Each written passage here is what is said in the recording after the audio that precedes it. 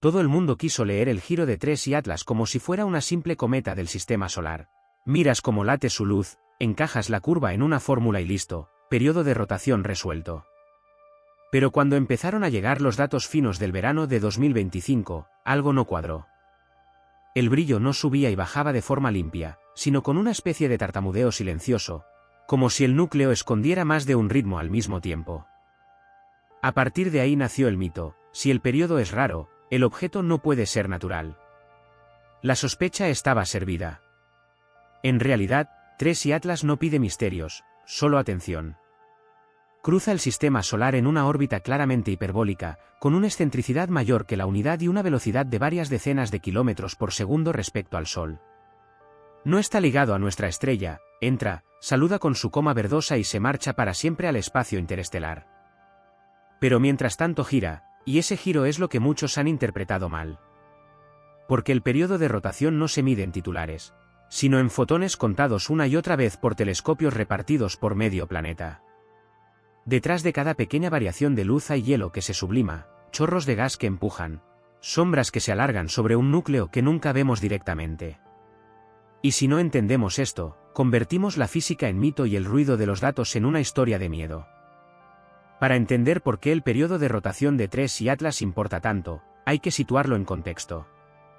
Es un visitante interestelar con órbita hiperbólica y una inclinación muy alta respecto al plano de la eclíptica, no sigue las autopistas habituales de los planetas y cometas de casa. Llega desde fuera, pasa una sola vez y se va. Cada hora de observación es irrepetible, y cada fotón que recogemos es, literalmente, la única oportunidad de leer su biografía dinámica. Lo primero que sorprendió a los astrónomos fue que este objeto empezó a comportarse como una cometa mucho antes de lo esperado. Ya más allá de la órbita de Júpiter, a distancias superiores a unas 5 unidades astronómicas, las imágenes profundas revelaron una coma definida. Eso significaba actividad, incluso en un entorno donde el agua helada debería seguir dormida. La explicación llegó desde la espectroscopía. En la envoltura gaseosa aparecían firmas claras de dióxido de carbono, monóxido de carbono y radicales de hidroxilo, un cóctel perfectamente típico de muchas cometas naturales. Esa mezcla de gases, activada a temperaturas más bajas que las necesarias para el agua, se convirtió en la clave. Si partes concretas de la superficie empiezan a sublimar antes que otras, la emisión de gas será desigual. La coma será asimétrica y las variaciones de brillo ya no reflejarán solo el giro mecánico del núcleo, sino también el encendido y apagado de esos focos de actividad. Ahí es donde el mito y la realidad empiezan a separarse. El verdadero giro detectivesco comenzó cuando los observatorios empezaron a comparar curvas de luz tomadas en noches distintas. El patrón no era limpio ni repetitivo, algunas subidas de brillo aparecían desplazadas, otras parecían más pronunciadas de lo que debería producir un núcleo sólido girando de forma regular. Lo primero que se pensó fue en una rotación caótica, pero los números no encajaban del todo. La clave estaba, de nuevo, en los detalles. Las variaciones fotométricas, medidas durante julio y agosto de 2025 desde instalaciones como el Gran Telescopio Canarias y varias estaciones de la ESO, mostraban un periodo aproximado de unas cuantas horas, perfectamente compatible con cometas conocidas. Pero encima de ese ritmo había un ruido persistente, como una respiración irregular superpuesta al latido principal. Y ese ruido coincidía visualmente con algo que aparecía en las imágenes de alta resolución. La coma no era uniforme. Tenía desviaciones, plumas, pequeños abanicos que apuntaban en direcciones distintas según la fecha. Ahí surgieron las preguntas importantes. ¿Estamos midiendo el giro del núcleo o la evolución de la actividad? ¿Dónde acaba la física del cuerpo y dónde empieza la dinámica del gas expulsado? ¿Cuánto puede distorsionar una sola región activa el aparente periodo de rotación? Preguntas que no buscaban dramatismo, sino precisión. Porque sin ellas, la interpretación del giro sería solo una ilusión óptica disfrazada de ciencia. Entonces llegó el análisis profundo, el que separa mito de datos.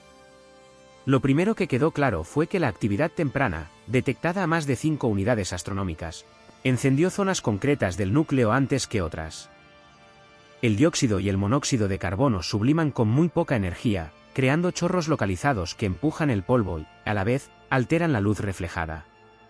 Por eso, cuando intentamos reconstruir el periodo, no vemos un farolillo rotando suavemente, sino un objeto fósforo que se ilumina por parches. Los investigadores combinaron imágenes ópticas e infrarrojas de NASA y ESO para modelar la forma general de la coma. La asimetría no era un defecto de los datos, era real, persistente y coherente con una superficie donde ciertos parches expulsaban gas de manera intermitente. Y ese comportamiento no solo explicaba la estructura torcida de la coma, sino también las pequeñas desviaciones en la curva de luz que tantos interpretaron como un giro imposible.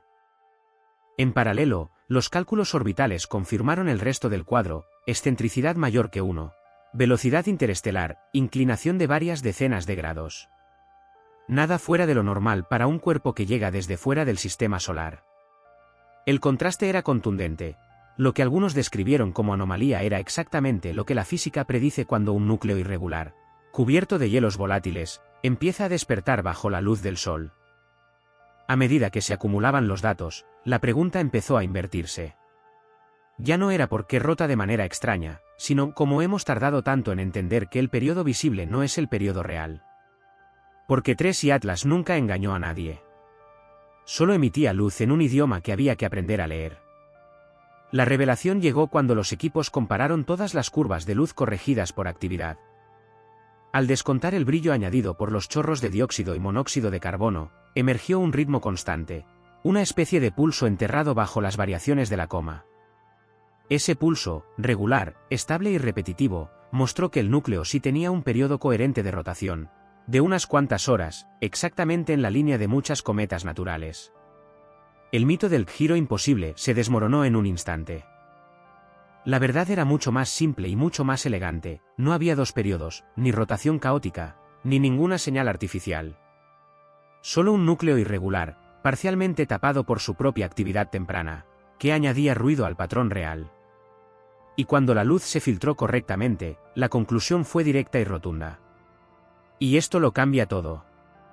Porque demuestra que interpretar el periodo de un objeto interestelar exige separar la rotación física del comportamiento de sus hielos. Sin ese filtro, cualquier latido extraño puede parecer un mensaje oculto.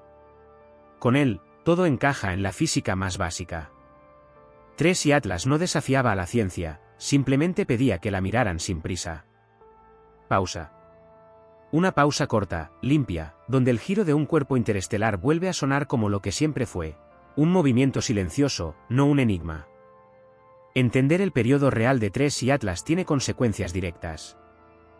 Primero, confirma que su actividad no responde a mecanismos exóticos, sino a la sublimación normal de hielos volátiles, activados incluso a grandes distancias del Sol. Segundo, explica por qué la coma era asimétrica: no es un síntoma de algo artificial, sino la firma natural de regiones que se encienden y se apagan según la orientación del núcleo. Y tercero, elimina cualquier idea de peligro. Las integraciones orbitales muestran que su trayectoria pasa a más de una unidad astronómica de la Tierra, sin riesgo alguno. Pero también abre preguntas nuevas. ¿Qué estructura exacta tiene su núcleo, si no podemos verlo directamente por culpa de la coma?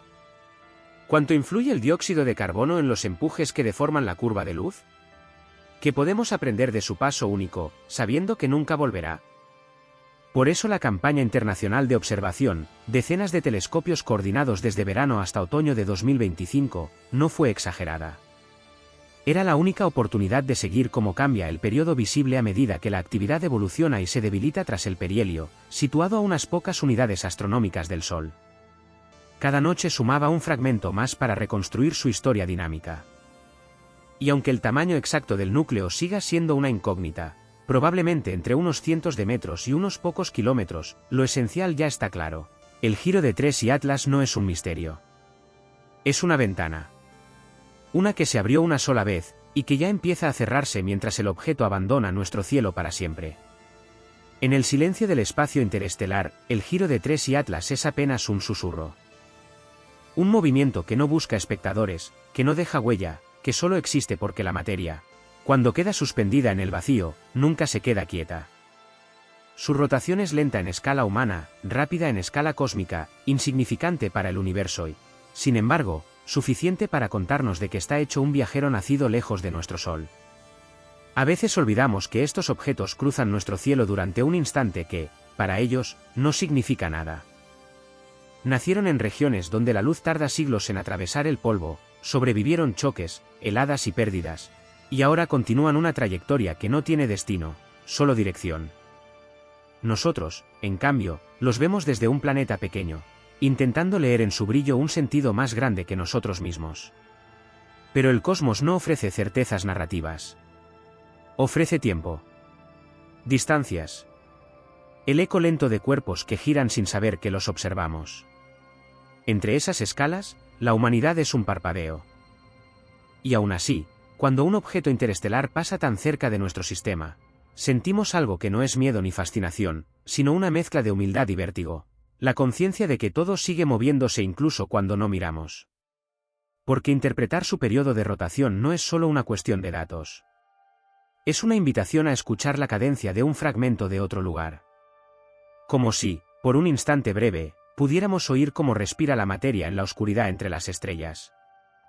Al final, todo vuelve a la misma idea: TRES y Atlas nunca mintió sobre su giro. No fue irregular, no fue imposible, no fue anómalo. Solo estuvo cubierto por su propia actividad, por chorros que modulaban la luz y confundían la lectura. Una vez separados esos efectos, el periodo real apareció con claridad, demostrando que incluso en lo interestelar, la física sigue siendo el idioma dominante. El mito de una rotación inexplicable queda cerrado. Lo que algunos quisieron ver como una señal extraordinaria era, en realidad, la firma natural de hielos despertando, iluminando un núcleo que nunca veremos directamente, pero cuyo movimiento hemos logrado descifrar. Y ese es el valor final de este análisis: entender que la verdad no se encuentra en lo que brilla más, sino en lo que persiste cuando limpiamos el ruido.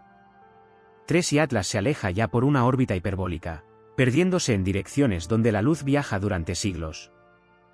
Nosotros nos quedamos con lo que ha dejado: un periodo de rotación claro, una historia física coherente y la certeza de que incluso los visitantes más fugaces hablan el mismo lenguaje que el resto del universo.